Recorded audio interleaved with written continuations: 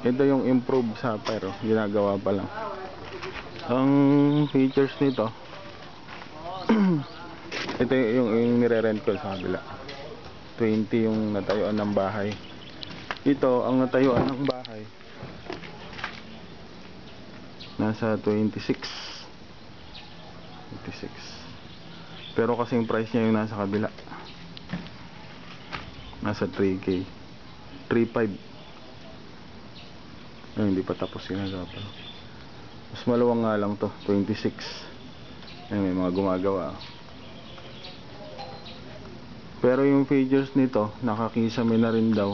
Finish, pintura, tiles daw kung di ako nagkakamali, pati tiles. Pati tiles na. Oh. Ito 26.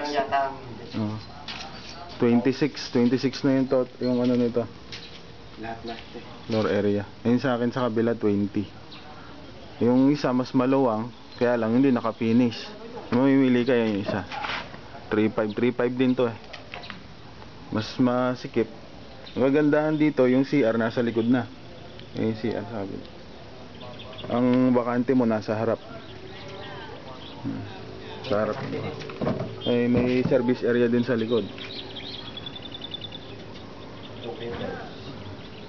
Ito mas maganda to, kaya lang mas masikip ng konti. Kung mas magandang mag-extend dun sa kabila, yung Sapphire. Ito wala kang i-extend dito. Sa harap lang,